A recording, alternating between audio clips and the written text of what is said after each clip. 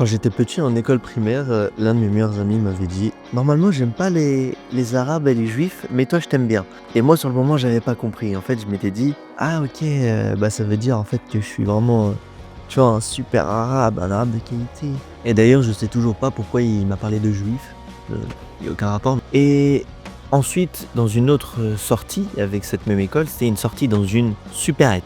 Donc voilà, et les gérants m'ont dit: «Oh toi, t'as vraiment une tête de chenapan», mais que à moi particulièrement, en sachant que j'étais le seul arabe de la classe. Et moi, en fait, au début, bon, j'avais compris, «Tu une tête de Jonathan». Et comme Jonathan, c'était un de mes amis, bah, j'ai cru que je lui ressemblais. Et du coup, je me suis dit: «Ah, je ressemble à Jonathan et tout, c'est stylé». Bah non, non, non, pas du tout. J'étais juste, pas très malin, quoi. Et en y repensant, bah, je vois tout simplement que c'était un peu du racisme. Mais bon, moi, je l'avais pas du tout mal vécu, comme je vous l'ai dit. Et donc aujourd'hui, je me pose une question, parce que je vois qu'en plus, de plus en plus, les gens vraiment n'ont plus, c'est plus comme avant, ils ont plus cette honte, on va dire, d'être racistes. Je vais me poser la question, pourquoi les gens deviennent racistes? Pourquoi est-ce que les gens n'aiment pas d'autres personnes uniquement à cause de leur couleur de peau, à cause d'autres cultures? J'ai répertorié plusieurs points. Déjà, le premier point à savoir, c'est que les gens qui sont le plus racistes sont les gens avec le moins de diplômes. 36% de personnes racistes ont pas ou peu de diplômes, ont fait peu d'études, contre 18 pour ceux qui ont fait plus d'études.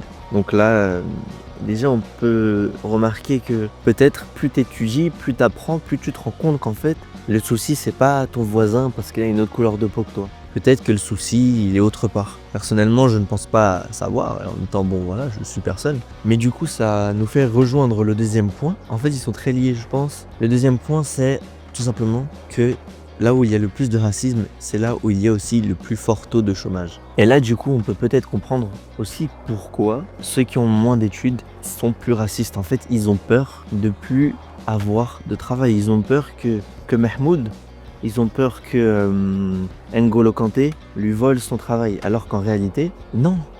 C'est pas du tout ça le souci. C'est pas eux qui vont te voler ton travail. Ils vont travailler. Mais tout comme toi, eux aussi galèrent à trouver du travail. Et si ce n'est plus. Ça, c'est sans compter. Là, on parle même pas des délits au faciès. Je sais pas vraiment comment je peux dire ça. Des entreprises qui ne prennent pas certaines personnes juste à cause de leur nom même, juste à cause de leur tête. Ah, moi-même, j'ai été victime de racisme. Voilà. On m'a pas pris au McDo parce que... Non, ça c'est pas vrai. Ça, c'est une histoire inventée. J'ai juste été nul à leur jeu. Ceux qui ont travaillé à McDo, ils savent de quoi je parle. Mais voilà, dans tout cas, moi je trouve ça dommage de se liguer les uns contre les autres, alors qu'en réalité, on est dans la même... Enfin, tout le monde est dans la même galère.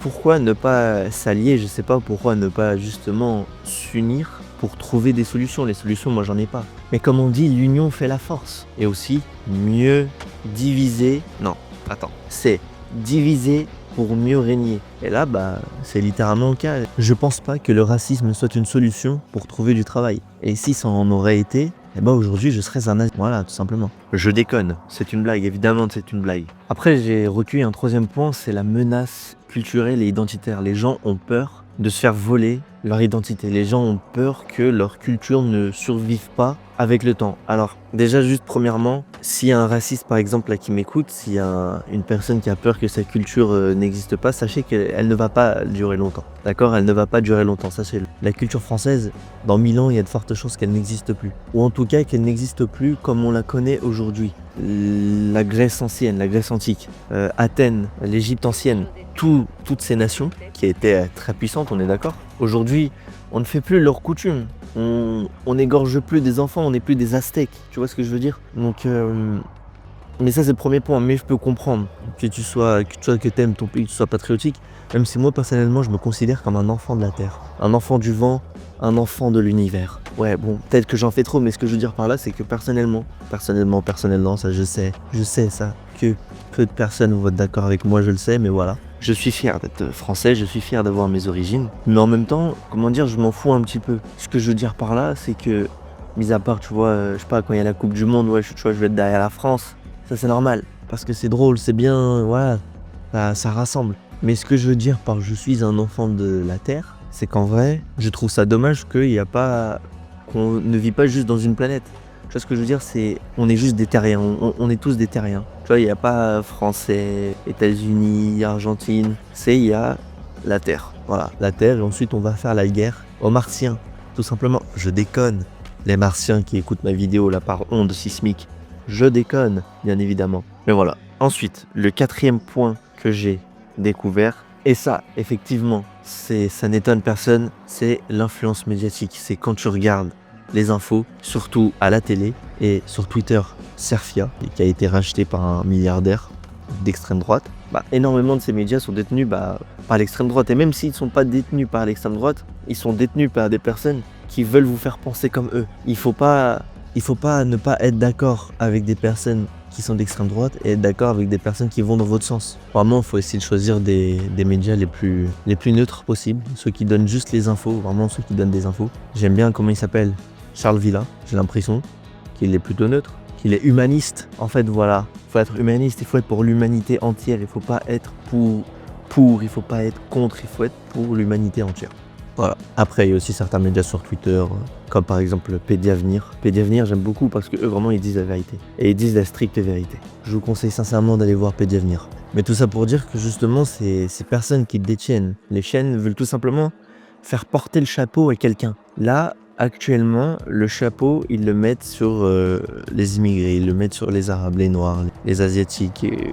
Ouais, les Asiatiques surtout en termes des Indiens, les Pakistanais, tout ça. Parce que les Asiatiques, on va dire Chinois, Japonais, Coréens, eux, ils sont plus mieux vus. Et justement, ça fait partie du 5e point, c'est une très bonne passerelle. Le 5e point, c'est quoi? C'est justement, il faut trouver un bouc émissaire, il faut trouver une personne sur qui mettre le chapeau. Et sachez que si vous êtes si vous êtes raciste, si vous êtes pour l'extrême droite, etc.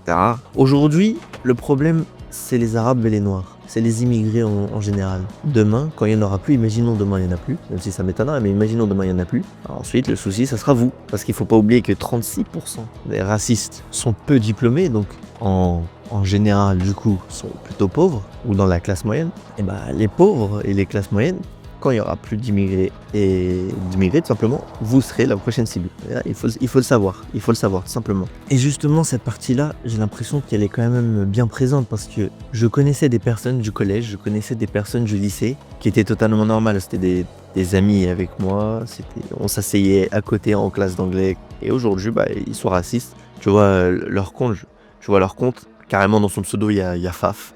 Voilà, il y a son prénom, Faf. Tu vois, des images en noir et blanc avec un peu du rock and roll. D'ailleurs, je sais pas pourquoi, si on peut m'expliquer pourquoi les racistes utilisent du rock and roll, je sais pas.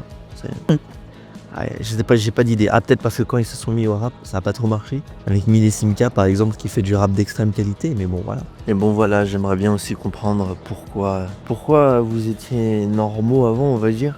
Et pourquoi maintenant vous n'êtes plus où vous êtes raciste? Qu'est-ce qui a changé? Pourquoi quand on est petit, parce qu'on ne naît pas raciste? Pourquoi quand vous étiez petit, ça vous dérangeait pas d'avoir un ami noir ou un ami arabe? Bon, bien sûr, c'est normal que la première fois que tu vois un noir, la première fois que tu vois un arabe, tu trouves ça choquant. Moi je me souviens, la première fois que les gens de ma classe, quand j'étais venu dans ma nouvelle école primaire, la première fois qu'ils avaient vu un arabe, donc moi, vraiment ils étaient choqués, ils touchaient mes cheveux, ils disaient « Ouais, c'est quoi, on dirait un mouton et tout » parce que j'avais les cheveux bouclés, ils avaient tous les cheveux lisses. Mais c'est pas du racisme, ils étaient juste choqués, ils étaient juste surpris, quoi. C'est la première fois qu'ils voient ça, donc c'est normal. Comme quand des enfants noirs, ils voient pour la première fois des blancs, ils vont être choqués. Comme quand des enfants blancs, ils voient pour la première fois des noirs, ils vont être choqués. Mais ils vont pas être racistes, ils vont être surpris. Et ensuite, ils vont faire abstraction et boum, meilleurs potes, ils vont jouer à l'eau-touche-touche. C'est dommage qu'en grandissant, t'as des problèmes et tu les mettes sur le dos, de personnes qui ont d'autres problèmes aussi. Tout le monde a des problèmes en vrai, même les multimilliardaires, mais tu mets ça sur le dos de gens qui n'ont rien demandé. Simplement parce que c'est l'influence médiatique, je vois. Après ça revient. Mais voilà, après si vous n'êtes pas d'accord avec moi, dites-le moi en commentaire. Si vous êtes d'accord avec moi, écoutez, lâchez un petit like, lâchez un petit j'aime. Et je vous dis à plus pour une prochaine vidéo. Ciao.